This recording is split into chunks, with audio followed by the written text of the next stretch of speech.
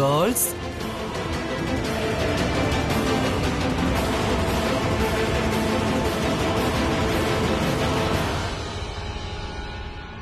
Dun da dun.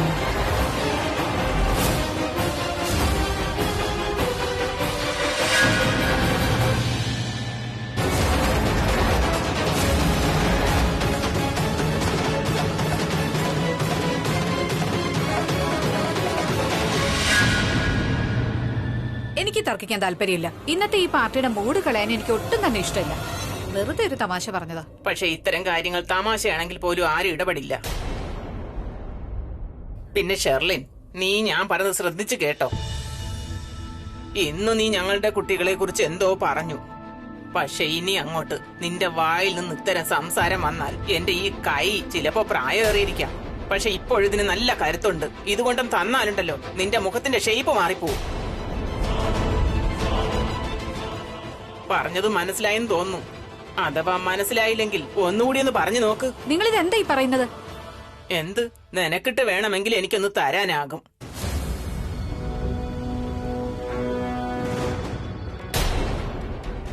കാരണം ഞങ്ങളുടെ അഭിമാനം, ഞങ്ങളുടെ അന്തസ്, അതിന്റെ നേർക്കാണ് ആരെങ്കിലും വിരൽ ചൂണ്ടുന്നതെങ്കിൽ ദേഷ്യം കൊണ്ടെന്റെ കണ്ണുപോലും കാണില്ല.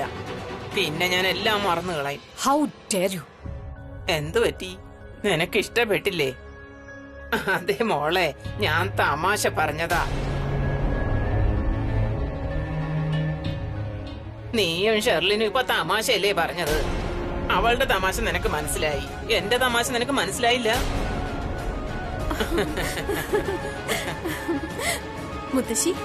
മുത്തശ്ശി ഞങ്ങളെ അങ്ങ് പേടിപ്പിച്ചു കളഞ്ഞല്ലോ.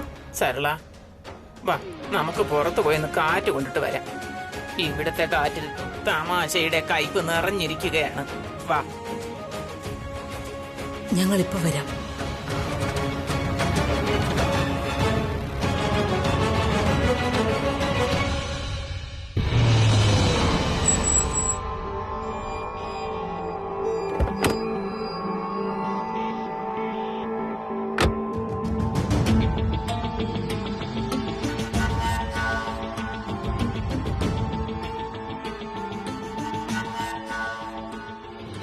ഈ ഡോറെന്താ തുറന്നെടുക്കുന്നത്? ഈ ഷെർലിൻ ബേബിക്ക് ഓരോ ദിവസം ചെല്ലുന്നതും ശ്രദ്ധയില്ലാതായി വരിക. വാതിൽ തുറന്നിട്ട് ഒരു സെക്കൻഡ്. ഇനി എങ്ങാനും ഷെർലിന്റെ അമ്മ സഞ്ജന തിരികെ വന്നു കാണുമോ? ഇല്ലില്ല. ഷെർലിൻ ബേബി പറഞ്ഞത് അവളുടെ അമ്മ പുറത്തു പോയിരിക്കുകയാണെന്നാണല്ലോ, ഏതോ ട്രിപ്പിന് കുറച്ച് ദിവസത്തേക്ക്. പിന്നെ അവരുടെ റിട്ടേൺ ഫ്ലൈറ്റ് നാളത്തേക്കാണ്. അല്ല, ഇനി ശരിക്കും അവളുടെ അമ്മ എങ്ങനെ തിരിച്ചു വന്നാണോ? അവരെങ്ങാനും കണ്ടു കഴിഞ്ഞാൽ പിന്നെ എന്നെ കൊല വിളിക്കും. ചേടാ, ഇനിയിപ്പോ ഞാൻ എന്ത് ചെയ്യും? ഒന്നും പിടികിട്ടുന്നില്ലല്ലോ. കാരണം എന്റെ വാലറ്റ് അകത്താണ്. വാലറ്റ് എടുക്കാതെ എനിക്ക് തിരികെ പോകാനും പറ്റത്തില്ല. വാലറ്റ് എനിക്ക് കിട്ടിയേ തീരും. ഒരു കാര്യം ചെയ്യും, എന്തായാലും ഇനി അവളുടെ അമ്മ അകത്തുണ്ടെങ്കിൽ പോലും അവരവരുടെ മുറിയിലായിരിക്കുമല്ലോ.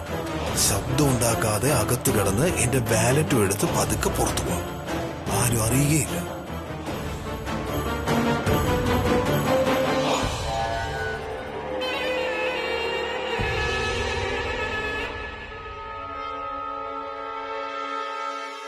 ഓ ഗോഡ്, അതിനർത്ഥം ചേച്ചി ഇതിനും വലിയ പ്രൂഫ് ചേച്ചിക്ക് എന്താ വേണ്ട? എങ്ങതാ നോക്കട്ടെ. എന്റെ ദൈവമേ, ഞാൻ മനസ്സിൽ വിചാരിച്ചതുപോലെ തന്നെ ഇതിന് വേറൊരു അർത്ഥം കൂടിയുണ്ട്. അതായത് ഞാൻ എന്താണോ കരുതിയത് അത് വളരെ ശരിയാണെന്ന്. ഐ മീൻ, കിരൺ നമ്പ്യാരുടെ ജഡ്ജ്മെന്റ് ഒരിക്കലും തെറ്റാറില്ല, ഒരിക്കലും ഫെയിൽ ആവുകയില്ല. എന്റെ സർ, നമ്മൾ അതല്ല ആലോചിക്കണ്ടേ. അവരെന്ത് സ്മാർട്ട് ആയിരുന്നു ഈ കാര്യത്തില്. അതായത് ആരും ഒന്നും അറിയാതെ അവർ ഇത്രയും നാളും ഒരു അഫയറിലായിരുന്നു. ഈ പൃഥ്വി ഞാൻ ഉണ്ടല്ലോ. ഒന്നും മിണ്ടാതിരിക്കും. നിങ്ങൾ രണ്ടാളുടെ ഈ തെറ്റിദ്ധാരണ ഉണ്ടല്ലോ, അത് ഭ്രാന്തിന്റെ ലക്ഷണം. അവര് രണ്ടുപേരുടെ ഒരു ഫോട്ടോ കണ്ടെന്ന് കരുതി അതിൽ എന്ത് പ്രൂവ് ആകാനാ? അവർ അഫയറിലാണെന്നോ? അതങ്ങനെ പ്രൂവ് ചെയ്യും? എന്റെ ദൈവമേ, ഈ ചേച്ചിയോട് എന്താ ഞാൻ പറയണ്ടേ? സാർ ഒന്ന് പറ. എന്താന്ന് വെച്ചാൽ ഈ ചേച്ചിയുടെ ഡോക്ടർ ഡിഗ്രി കാരണം എല്ലാ കേസിന്റെയും എല്ലാ സിംറ്റംസും നന്നായിട്ട് അനലൈസ് ചെയ്തിട്ട് മാത്രമേ ഒരു കാര്യം പൂർണ്ണമായിട്ട് വിശ്വസിക്കത്തുള്ളൂ. അന്ധവിശ്വാസത്തിൽ വിശ്വാസം ഇല്ലല്ലോ ചേച്ചിക്ക്. എക്സാക്ട്ലി. അന്ധവിശ്വാസത്തിൽ വിശ്വാസമില്ല, സൂപ്പർസിഷനിൽ വിശ്വാസമില്ല. പക്ഷെ പൃഥ്വിയോട് മാത്രം അന്ധവിശ്വാസം വെക്കാം. കറക്റ്റ്.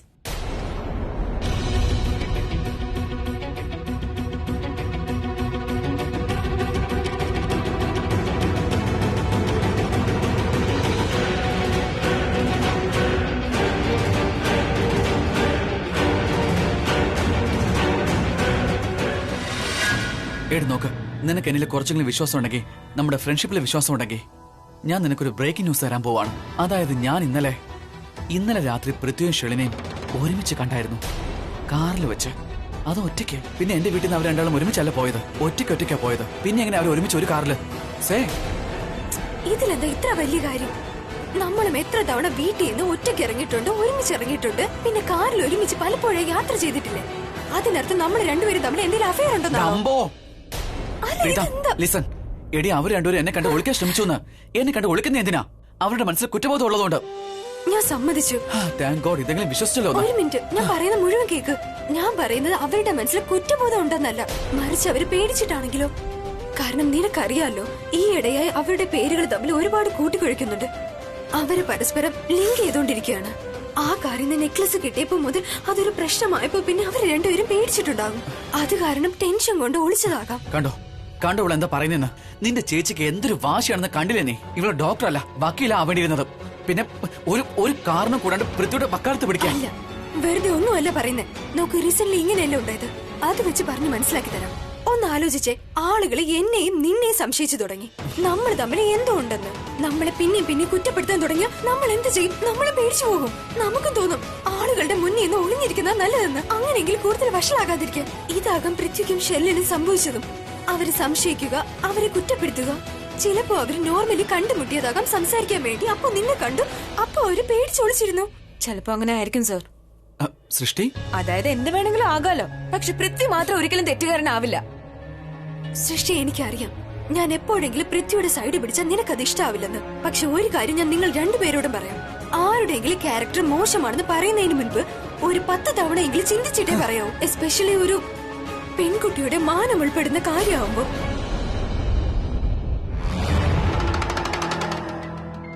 ഇവിടെ പോയി എന്റെ വാലറ്റ്? ഷെർലിൻ ബേബിക്കൊപ്പം ഞാൻ ഇവിടെ തന്നെയല്ലേ ഇരുന്നത്? അപ്പൊ പിന്നെ അത് ഇവിടെ തന്നെയല്ലേ കാണേണ്ടത്? ഒരു സെക്കൻഡ്, എന്റെ വാലറ്റ് ചിലപ്പോ ഷെർലിൻ ബേബിയുടെ റൂമിലാവും. കാരണം ഞാൻ അവളുടെ കൂടെ ആ റൂമിൽ പോയിരുന്നല്ലോ. അതെ, ഷെർലിൻ ബേബിയുടെ റൂം ഒന്ന് ചെക്ക് ചെയ്യാം, ചിലപ്പോ അവിടെ കാണും. സൃഷ്ടി, നീയും ഞാനും പെൺകുട്ടികളാണ്. നമ്മളത് മനസ്സിലാക്കേണ്ടതുണ്ട്. അമ്മ നമ്മളോട് എപ്പോഴും പറയാറില്ലേ, നമ്മുടെ മാനത്തിനെ പറ്റിയ കരം അയക്കാൻ ഈ ലോകത്തിൽ ഒന്നും കണ്ടുപിടിച്ചിട്ടില്ലെന്ന്. ഒരിക്കൽ നമ്മുടെ മാനം നഷ്ടപ്പെട്ടാ പിന്നെ അതിന്റെ കര ജീവിതകാലം മുഴുവൻ നമ്മുടെ കൂടെ ഉണ്ടാവും. ആദ്യമൊക്കെ ഷെല്ലിനെ എനിക്ക് മാത്രം നല്ലവളായി തോന്നിയിട്ടില്ല.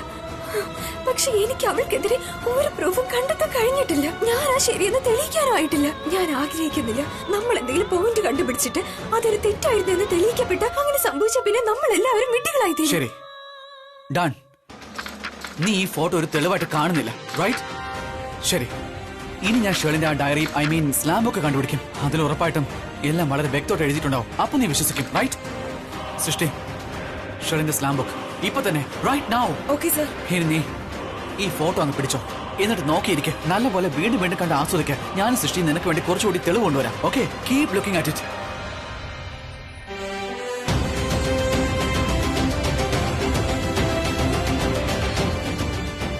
യഥാർത്ഥത്തിൽ ഈ ഫോട്ടോഗ്രാഫ് വളരെ വിചിത്രമാണ്. ഇനി ശരിക്കും ഇവര് തമ്മിൽ എന്തെങ്കിലും ഉണ്ടോ?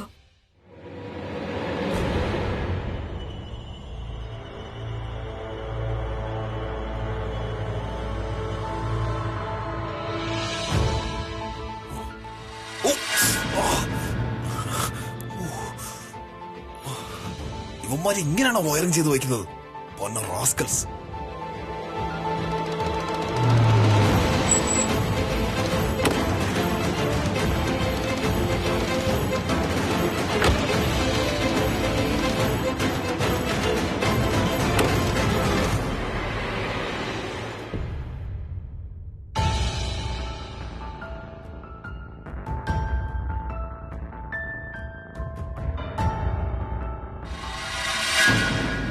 കഥക് തുറന്നു കിടക്കുവാണല്ലോ. അതിനർത്ഥം ഷെർലിൻ ബേബി വീട്ടിൽ വന്നിട്ടുണ്ടാവും. അപ്പോ പാർട്ടി ഇത്ര പെട്ടെന്ന് കഴിഞ്ഞോ?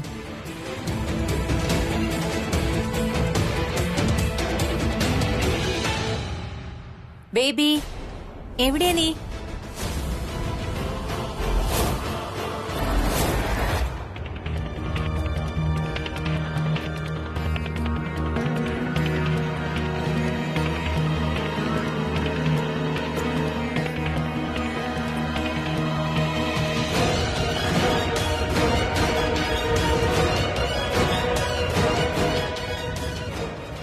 ബേബി, ഞാനിതാ വീട്ടിൽ തിരിച്ചെത്തി.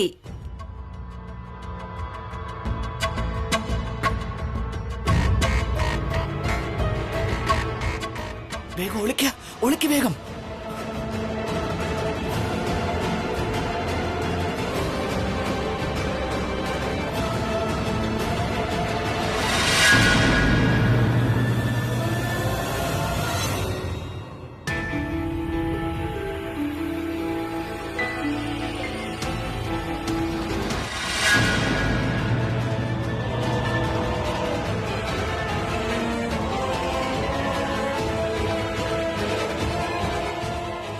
ചിലപ്പോ അവളുടെ മുറിയിൽ കാണും.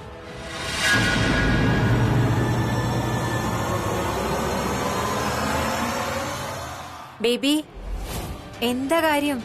ഇന്ന് ഒളിച്ചു കളിക്കാനുള്ള മൂഡിലാണോ നീ? ഞാൻ ഇവിടെ എത്തി മോളെ, നീ മതിയാക്ക്.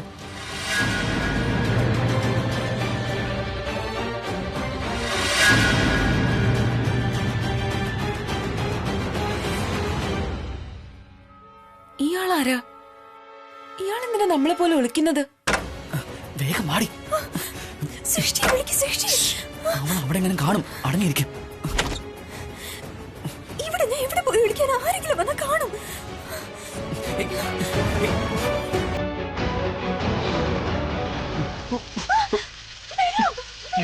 അടച്ചു പിടിക്കും.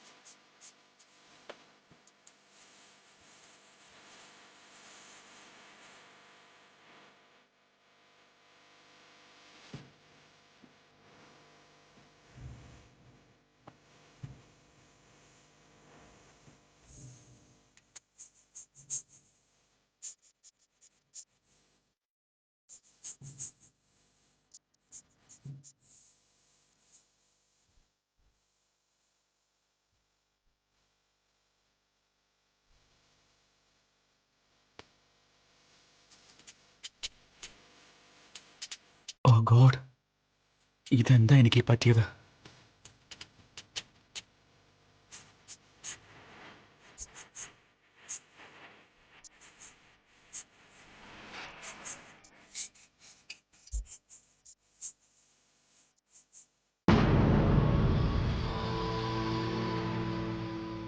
ഈ ആളാരായിരിക്കും? ഇയാളെന്തിനാ ഇങ്ങനെ വിളിക്കുന്നേ?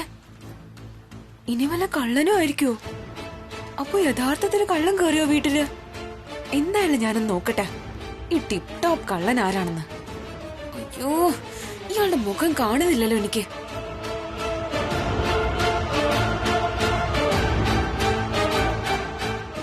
ഇനി നീ നിന്റെ കളി മതിയാക്ക് ബേബി.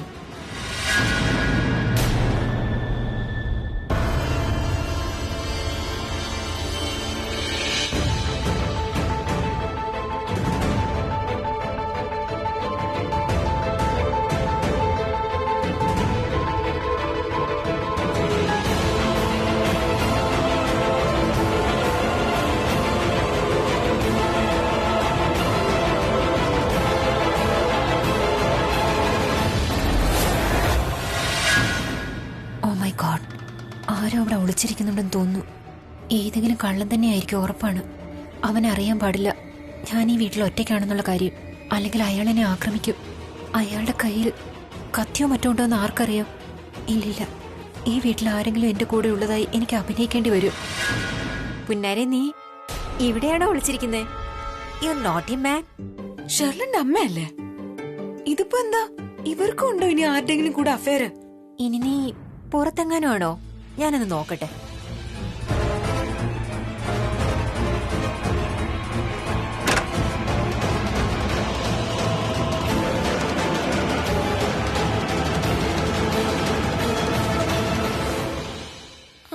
അത് ശരി, അപ്പൊ ഇവർക്കും ബോയ് ഫ്രണ്ട് ഉണ്ട്.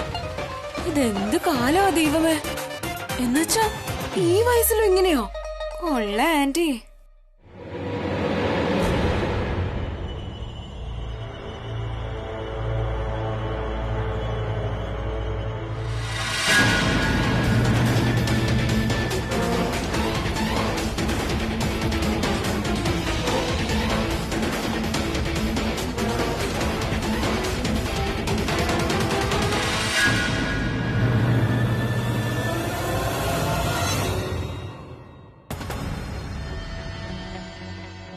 വാട്ട്? അതെ ബേബി, വീട്ടിൽ കള്ളം കയറിയിട്ടുണ്ട്. കുറെ നേരമായിട്ട് അവൻ ഈ വീട്ടിൽ ഒളിച്ചിരിക്കുകയാണ്.